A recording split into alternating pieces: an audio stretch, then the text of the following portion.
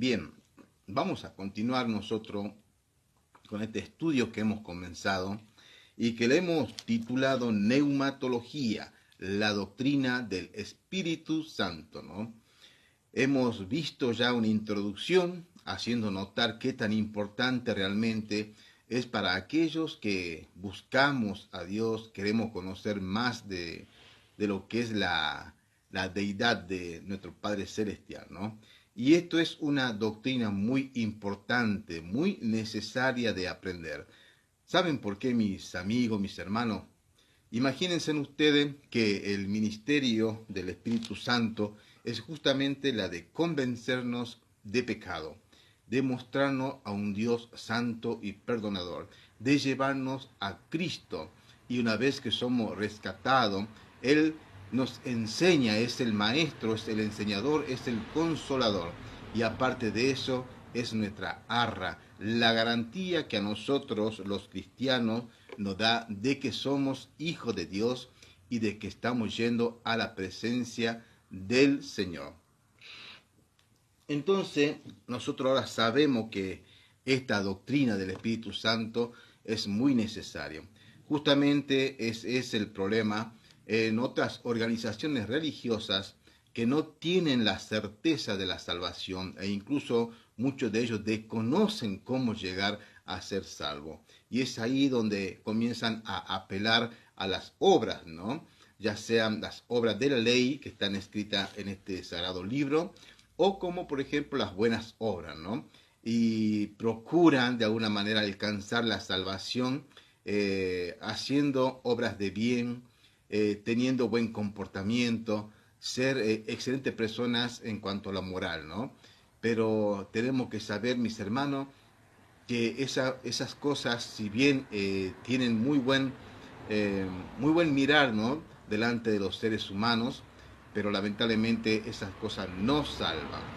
¿Y por qué es que no se puede comprender totalmente lo que es la salvación por gracia y por fe?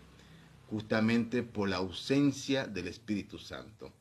Él es quien nos va a llevar a nosotros a toda verdad. Él es quien nos va a libertad del yugo de esclavitud en el cual está la humanidad sometida, y es justamente el pecado. Hermano querido, dijimos en el video anterior que neumatología se deriva de la palabra griega y significa neuma.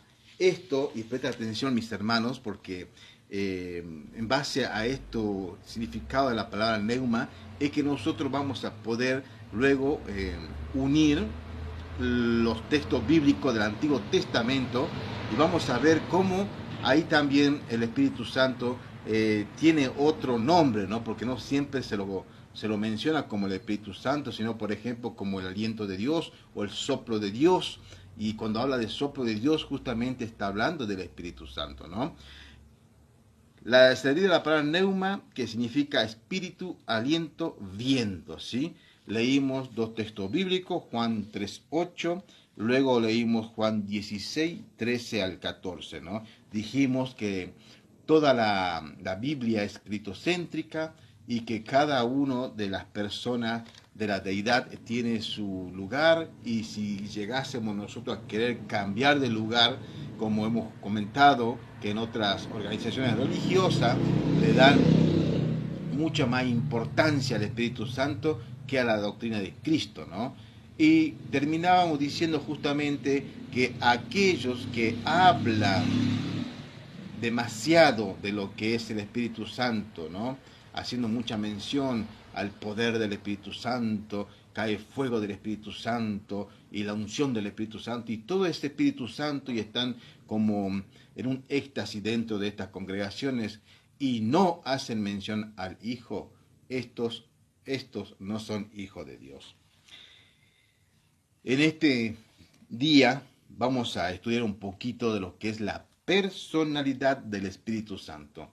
Y esto tenemos que prestar mucha atención, porque justamente porque se desconoce que el Espíritu Santo es una persona, es que se hacen muchas herejías y muchas falsas enseñanzas, las cuales por supuesto no permiten a la persona ser iluminado por el Espíritu Santo, ya que lo está percibiendo totalmente distorsionado a lo que el Espíritu Santo, ¿no? Ya mencionamos, por ejemplo, que en algunas organizaciones religiosas dicen que simplemente es una fuerza activa de Dios, no lo consideran una persona.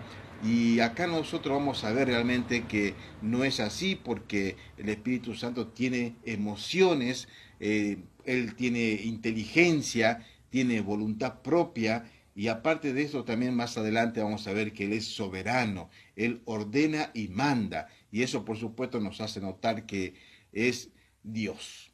Hermano querido, a veces cometemos el error de confundir personalidad con visibilidad. ¿Qué quiero decir con esto?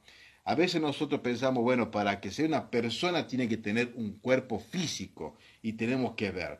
Esa es una gran confusión, mis hermanos queridos, porque no está ligado lo que es la personalidad a la visibilidad. Ya vamos a explicar el porqué, ¿sí? Entender este concepto de la personalidad es necesario, es sumamente necesario para que nosotros podamos comenzar a ser redarguidos por el Espíritu Santo y llegar a lo que es la salvación. Una fuerza activa, una energía o algo, un viento simplemente que no tenga voluntad, no puede convencernos a nosotros de pecado. Tiene que ser algo inteligente, tiene que tener esa voluntad, esa capacidad, ¿no? Y para eso tiene que tener personalidad. Hermano querido, tenemos que entender nosotros por qué se ataca mucho a la doctrina del Espíritu Santo. Y esa respuesta es la siguiente, porque, y presta atención y tome nota, porque sin personalidad, escuche bien, sin personalidad no hay divinidad. Y esto es lógico, sin personalidad. Nosotros vamos a despersonalizar al Espíritu Santo, ¿sí? Y vamos a decir que es una cosa, o vamos a decir que es cualquier otra cosa, una energía, lo que ustedes quieran poner. Ya lo hemos despersonalizado. De manera entonces que también ya hemos volteado lo que es la doctrina de la divinidad del Espíritu Santo. Porque ¿cómo vamos a decir que una energía o una fuerza activa es un Dios? No podemos decir. Al contrario, decimos nosotros, o pensaríamos nosotros, en ese caso, que, bueno, al ser una fuerza activa, hay una mente superior quien está manejando esa fuerza activa. Y ese, por supuesto, es Dios. Pero, hermano querido, eso no es así. Sin personalidad no hay divinidad, y presta atención, ¿no? Y sin divinidad no hay trinidad. Así de claro. Una vez que se ataca la personalidad del Espíritu Santo, ya no hay divinidad, y una vez que no hay divinidad, ya no hay trinidad. Por eso es la gran confusión que tienen muchos amigos que no comprenden, ¿no?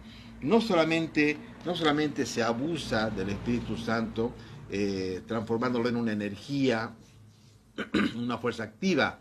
También, por ejemplo, se le usurpa el lugar y se le pretende poner un nombre, ¿no?, al Espíritu Santo. Como por ejemplo, esta organización de los Solo Jesús, Unicitario, ellos les ponen un nombre. Hay otros que dicen directamente que no, que el Espíritu Santo es el mismo Jesucristo. Y así es como abusan muchas veces de lo que es la personalidad del Espíritu Santo, ¿no? La personalidad, presta atención, no es un atributo del cuerpo, sino un atributo del espíritu. Y esto es muy importante que podamos comprender, ¿sí? Vuelvo a repetir, la personalidad no es un atributo del cuerpo, sino un atributo del espíritu.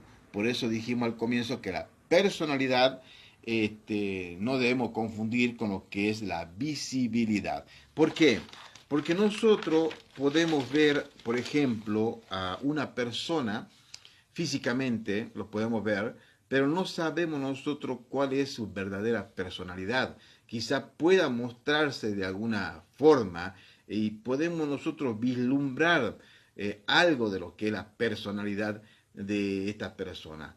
Pero físicamente, visiblemente, nosotros no podemos saber cuál es su verdadera personalidad interna, ¿sí? Esto jamás nosotros podemos ver a través de las personas, ¿sí? ¿Por qué?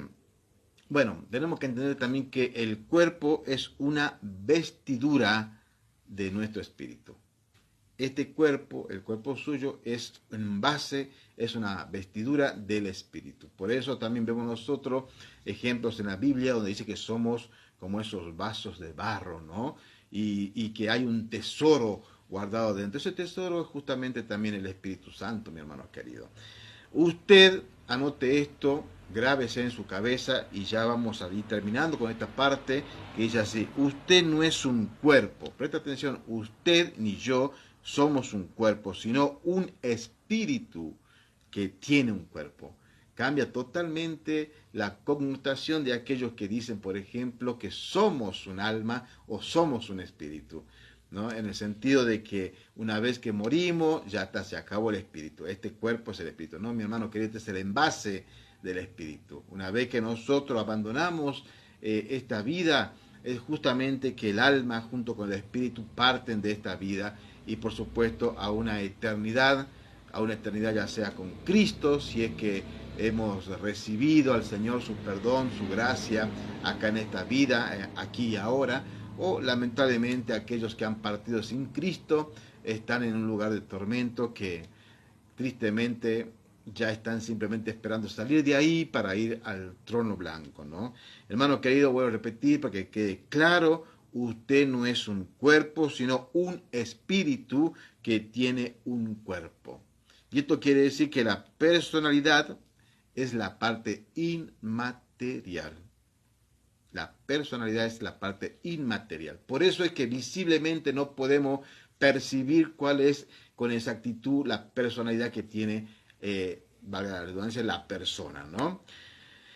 La personalidad es la parte inmaterial y al combinarse con el alma nos da a nosotros el sentimiento, pensamiento, y nosotros de esa manera tenemos inteligencia y de esa manera comprendemos nosotros que somos estos seres individuales, ¿no? Somos personas individuales. Por eso cada uno es diferente a otro, cada uno podemos nosotros tener nuestro propio criterio, nuestra propia decisión. Así también podemos ver como el ejemplo en cuanto a Dios Padre tiene su personalidad, Dios Hijo tiene su personalidad y Dios Espíritu Santo tiene su personalidad.